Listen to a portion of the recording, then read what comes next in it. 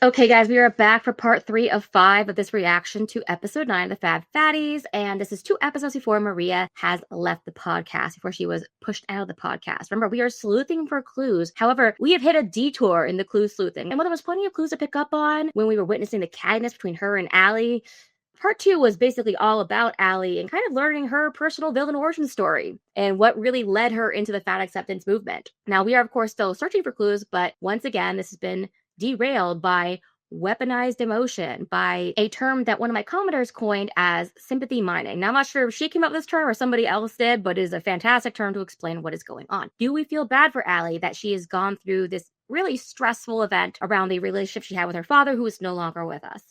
Yes, definitely. Is it strange to me that she is then choosing to use that story about her father, who she had gone no contact with for 4 years prior, to then that acceptance rhetoric? Yes, I found that to be very strange. But anyways, we are continuing on this journey because not only are we looking for those clues, as I said, about Maria, but we are now in a reality where Allie is no longer on the Fab Fatties podcast. She left, she quit, she decided to step away. And so we were also looking for those early signs for what might have gone wrong with her being in the podcast. And if you don't know, she called Alex and I out by name. She didn't like us. That's a weird experience, but, comes with the territory. Let's continue on with part 3. I can't take that back. I broke his heart, but he also broke mine. My sisters were kind of done with my dad a long time before the divorce. Because again, like I said, he was an angry person. My dad was a very complex person, but my dad was also fucking hilarious and so smart. And he loved music. And he instilled that in me. And that's something I love sharing with my friends now. And his love of movies and sports that that's totally my thing. And like, that's something that I get to share with my boyfriend now that I absolutely love. And, it used to be like the insult in our family is like, oh, you're just like him. You're just like him. And I did have a fight with a family member a few months ago. And it's like, you're just like him. And I said, that's not an insult to me anymore.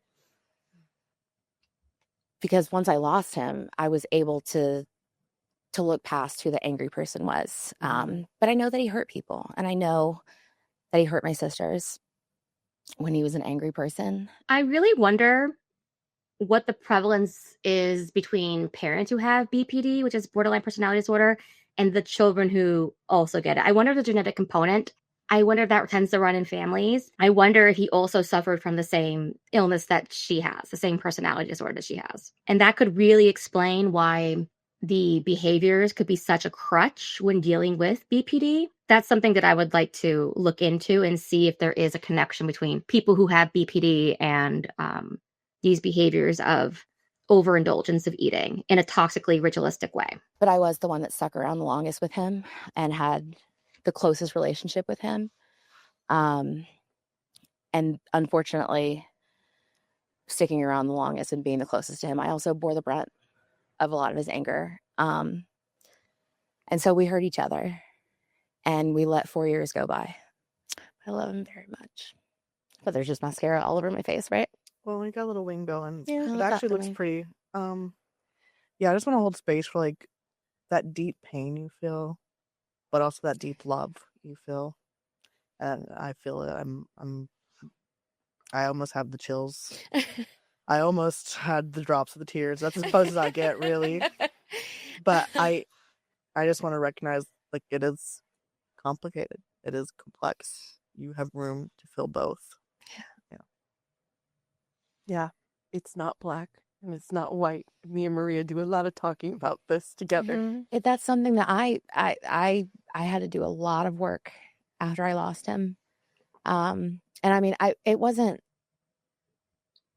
I think it was 2 months before I lost him that I was diagnosed with BPD, borderline personality disorder, where I lived in the black and white. Everything was black and white.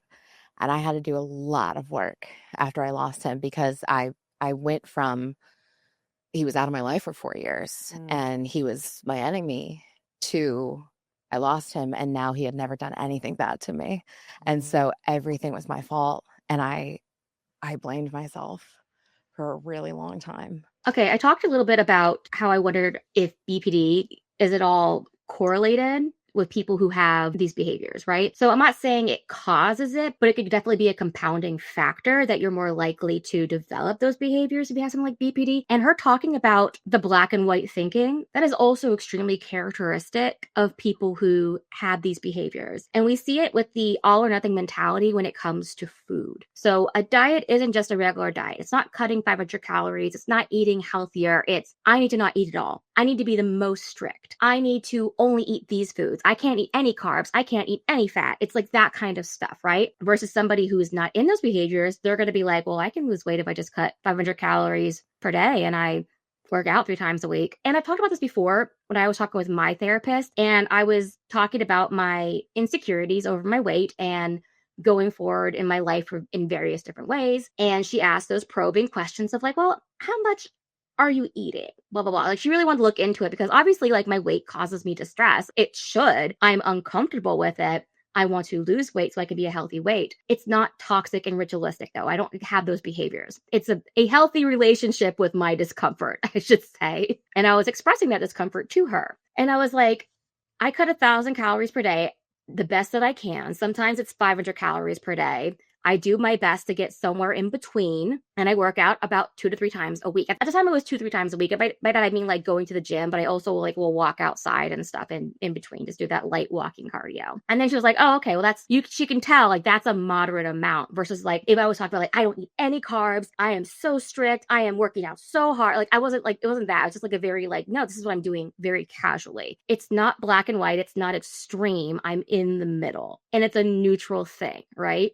And so even though Allie is talking about her BPD and her way of thinking here, you can definitely then see how that would translate to somebody who has those BINGE behaviors. Because when we get to the other side of the coin, and you can learn all this from Alex, he explains it so well. He's the one who coined the term toxic ritualistic behaviors, as I said before. The other side is, well, I'm just going to eat whatever I want. Nothing works. I'm just going to eat whatever I want. But you go back and forth, you hide it, you can be dishonest about how much you're eating, and it's just like one extreme or the other. There is no middle ground of maybe I should just eat this much, this moderate amount, versus not eating at all or eating so much that you end up becoming sick. And I was so hard on myself, and that it was my fault because I left him alone and he didn't have anybody, and which I know is not true. Like, it's not my fault, but I was really hard on myself because I went from black to white. He went from being, the monster under my bed to my knight in shining armor. And I had to learn. I had to do the work to learn how to live in the gray area with him. That is something that also happens with those cluster B type personality disorders. I believe BPD is one of them. Another one is like narcissism or histrionic personality disorder. And they all have overlapping traits. That's why they're all in the same cluster.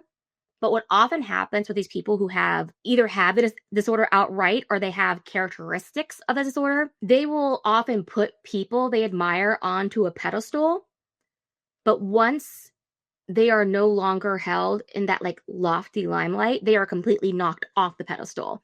It's either you're the most amazing thing in the world or you're the worst thing in the world. And it's so hard for them to see in between. So I can see what she's talking about here. It's another example of the extremes. I do think people with BPD, there's characteristics probably lend very, very well to those who develop the eating behaviors. Now I keep him in a little box in my book bag, and he goes everywhere with me. He's in the other room right now.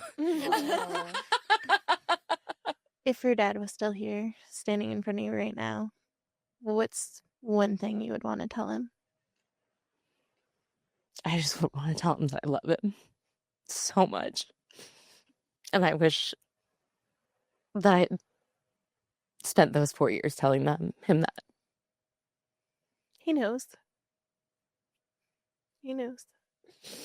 I love you. All right. Yeah. Well, rest in peace, Dad. Let's move on. Yes. Oh my God, Allie. Listen, she has that humor, and you I get got a it from life my with dad. it. Yeah, you do, and I you promise you I did. Well, I mean, I can kind of keep it similar, but keep it moving. Okay. As fat people, we're often told that we're gonna die.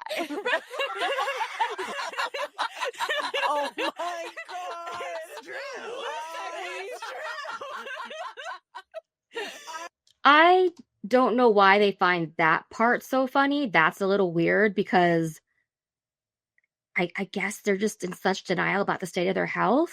Like, I would assume one of the reasons why her father passed away so young was due to his body size. Like, that's something that I think they're failing to hear. She did talk about he needed to lose weight, and that she assumes that he was ignored by the medical industry. And she calls that medical trauma, that they say you're going to die. And people will definitely say that to you to be cruel. They'll want to troll you about, like, well, you're going to die because you're overweight. It's a morbid reality.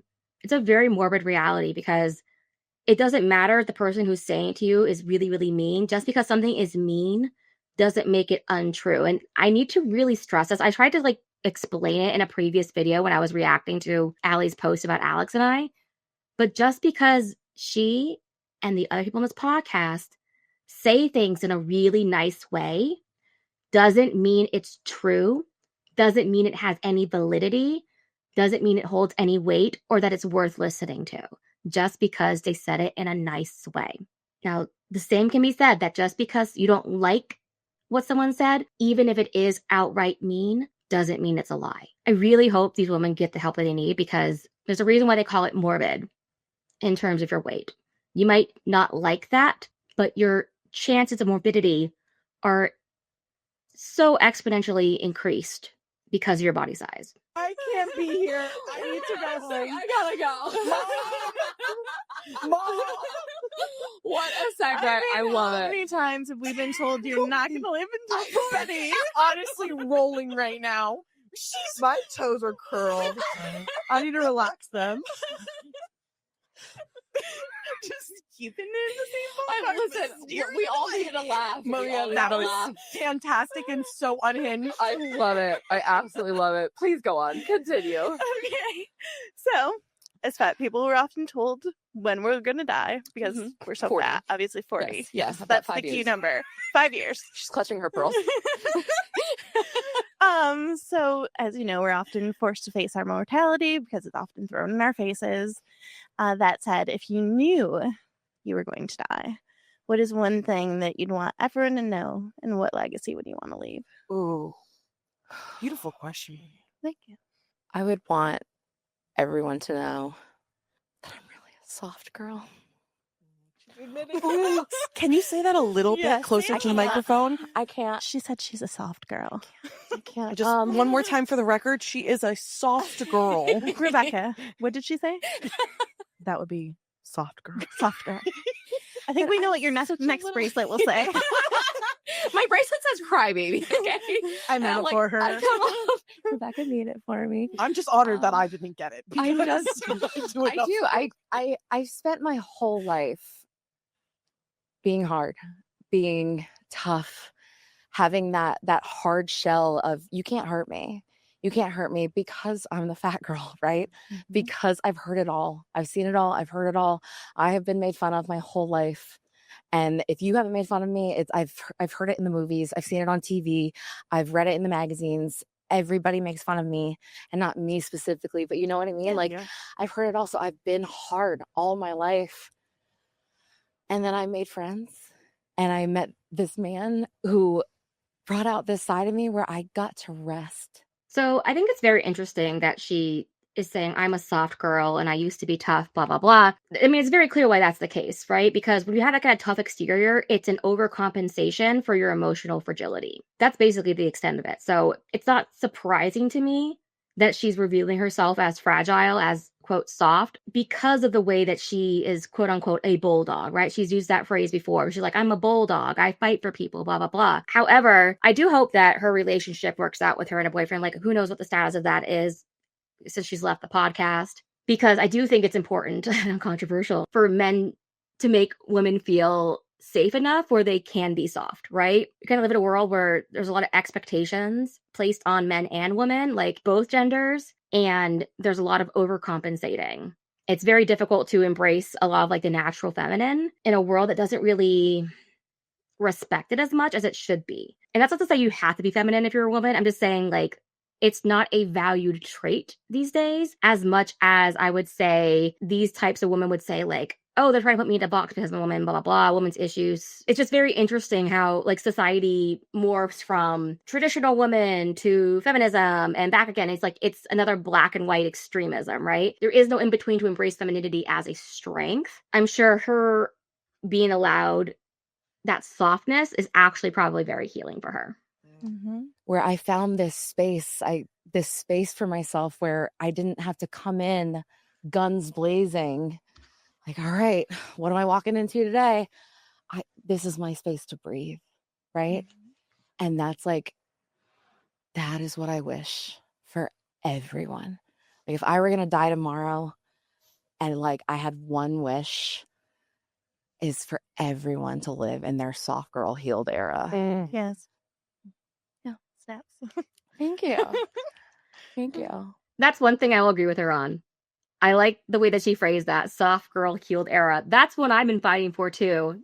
To be fair, I was trying to explain to some people who are just like pushing me to be much stronger than I actually am. I'm like, why can't you just all let me be a little bit more easygoing? Why do I have to be a girl boss?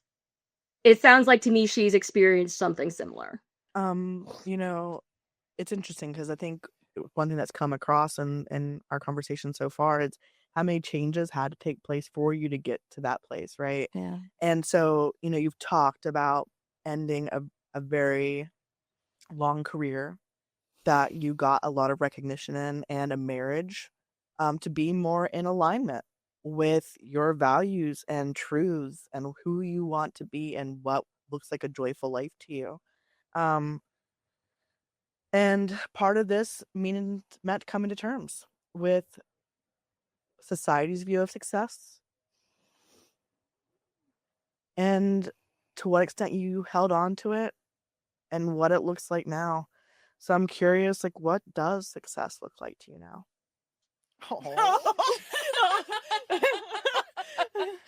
I mean, I'm sitting in it. Well, damn. I had it all, right? I quote unquote, I had it all. And then COVID hit.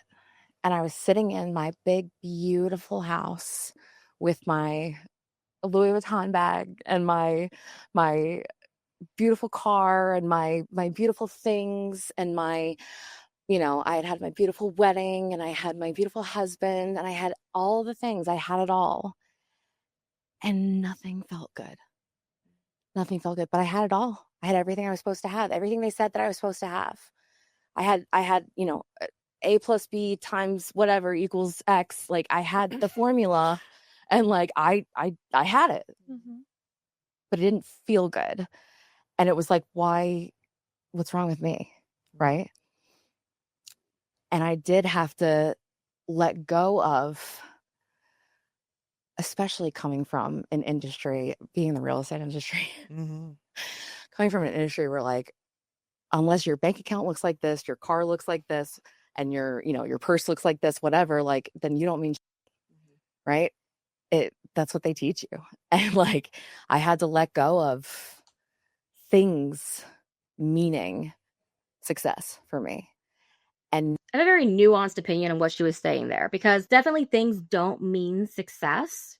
But when she's talking about how I wasn't happy and I thought it was something wrong with me, it's like they actively forget some of the stuff that they said literally a few minutes ago. Like, girl, you just told us that you were diagnosed with BPD. And I'm guessing this is during COVID, so she hadn't been diagnosed yet. But BPD is the thing that was wrong with you. It's very unfortunate you have that disorder, but it's a very, very strange deflection of accountability that I'm seeing here. So like, let's just see what else she has to say. now all I care about is being happy. To me, success is being happy. Because I just spent, To quote Alex, happiness is fleeting and entirely subjective. And so if she's just chasing happiness, that's another extreme, right? Because you're like, am I happy or I'm not happy? Sometimes you have to live with the discomfort of temporary unhappiness. And if you're chasing happiness, you're never going to find it. Eventually, your boyfriend's going to disappoint you. Eventually, the world's going to disappoint you. Your family's going to disappoint you. You don't then live in this realm of chasing happiness, moving away from the things that don't make you happy, That's really in that extreme mindset. That's not good. That's not a good way of thinking. I think many people will be a lot better off if we embrace the idea that unhappiness is a natural state of being, and it will come and it will go. It's just a feeling, and that happiness will come and go as well, right? And sometimes you're going to be neither happy nor unhappy. And I think a lot of people really mistake neutrality or just regular neutral satisfaction as being unhappy. Are they able to mistake discomfort as unhappiness? Sometimes you need to live in discomfort and realize things are not 100% pleasant 100% of the time. Far too much time not being happy. Mm. And it was hard. It was hard because I did have a 10-year career surrounded by people who just wanted the things, you know? And I lost a lot of those people. Yeah. Yeah, I think that's the part that doesn't get said usually is when your values change, you decide I no longer want to be part of this system. You lose not just those things, you lose the people that went along with it. Yeah. Okay, let's talk about that because that goes back to the whole pedestal falling thing and the BPD as well. Remember, she went no contact with her family. She went no contact with her dad. She didn't talk to him for 4 years. We suspect that she also went no contact with her current family. I heard somebody else in the comments say that she got into a fight with her mother because she was living with her post-divorce and she cut them out of her life too. And to talk about this whole when your values change kind of thing, when your values change, if you're losing someone, it's like one of two things happen. Either it's because you are entering a state of moral righteous indignation that you have to cut those people out to maintain that value system, or they're doing the same thing. And we already know that she has BPD. People with BPD do that. They knock people off the pedestal. They have extremist ways of thinking. This isn't supposed to be a lecture on BPD by any means, but I do think she's falsely presenting this information, trying to pretend that we don't know the context, even though she literally told us the context. So either she is completely not self-aware of what she's doing, or she's deluded herself enough that she thinks she can get away with it. It's kind of weird. I'm really glad you said values because I actually specifically have this question for Allie. And I wanted to, because you've been through such a big emotional transition, right? And everything that you've just said, right? Yeah. How have your values shifted? What do you actually hold of value now? My peace. Mm. My peace, my happiness. And she's looking for peace, then that explains why she left the podcast. Because if you're on the internet, it's definitely not a peaceful position to be in. Believe me, every single day, people come into my comments and they want to dispute the things that I'm saying. And it's never over any core point in my videos. It's always over some very innocuous detail that I said that they disagree with. And it's very much a situation where they want to dispute like one key point that it feels like it's holding up a pillar of their belief system. And I'm like, I'm not going to agree with you. And they cannot stand that I won't agree with them. And is that peaceful? No, because sometimes you have to leave audience members behind to stick to your beliefs, right? And so I can only imagine her being on this podcast constantly disrupts her, quote, peace, her comfort. Remember, peace people can't not handle discomfort at all because they are facing her with reality. And once again, happiness is fleeting and entirely subjective. Those in my life who genuinely want that for me. Because there were people in my life who just made me feel so bad. And I still spent so much time trying to be any version that I could to be one of them, to be accepted by them, to perceive love from them in a way that felt good to me. Interesting that she's using the phrase to be one of them, to be accepted by them. One of the things that the commenter explained, I'd heard this before, and they're talking about their own BPD, is people with BPD don't typically have an identity. So they latch onto other people and things and ideas to kind of create an identity because they have that identity crisis. They don't know who they are. And so it makes sense that she's changed now from trying to make that her identity, the real estate mogul with the fancy bag, the fancy car, all that other stuff that goes along with it, to now fat acceptance. Like, what is her identity outside of those things? If she's quit this and you go on her Instagram, you can see her identity now is politics. Also, this really proves to me that she really, really is an Enneagram 4, because Enneagram 4s are a value-based Enneagram type, and she's like reiterating her values over and over and over and over again. But so yeah, she's definitely an Enneagram 4. It doesn't always mean though that the values that you hold are that strong. You just feel strongly about them. And it doesn't mean that they can't change either, especially if you're a more unhealthy 4. And none of that worked, right? The things didn't work. I had the house, I had the car, I had the bags, and I didn't impress anybody. I mean, I was impressing, I guess, people are, oh my God, you're doing so well. Like, yeah, I'm so close to the ledge here, and it was just about how other people saw me. And now it's about protecting my peace, about protecting my happiness, protecting my state of mind. And okay, so what she said there is about making sure I don't feel discomfort, making sure that I chase this fleeting feeling, and making sure I can stay in the reinforcement that allows me to indulge in these behaviors. And making a difference. And making a difference, creating a reality that allows me to live in my delusion. And making a difference for people like me, for people like us who have just... Remember, she may say it in a nice way. It doesn't mean it's a nice thing. Just want to be seen.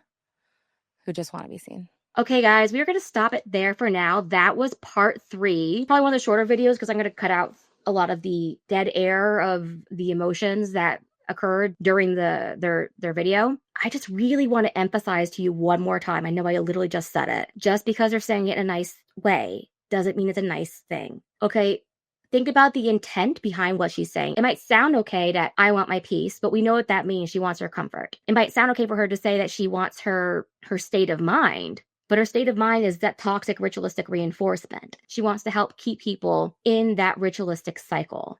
Because if they're in it, it means she never has to leave it. I know it could sound really, really weird because you're not used to having to, view it through the looking glass, so to speak. At the end of the day, you have to remember, what is their cause, right? What is their cause? It's fat acceptance. They want to tell you can be healthy at every size. They want to tell you that being fat won't inevitably lead to your untimely demise. And that's one thing that they want to choose to believe for themselves, but they're actively promoting it for others. Well, guys, I know it's gotten dark and it's gotten deep and it's gotten not as fun as I would like it.